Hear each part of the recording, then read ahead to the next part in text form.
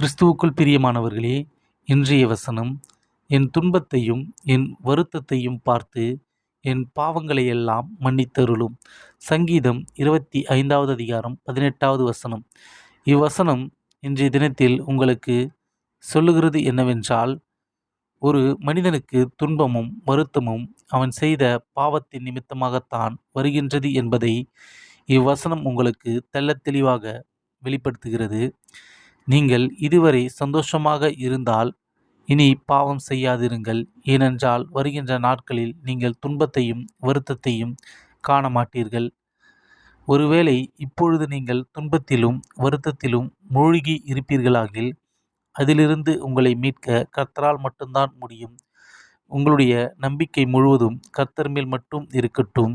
அப்பொழுது கர்த்தர் உங்களை இப்பிரச்சனையிலிருந்து விடுவிப்பார். ஆமேன்.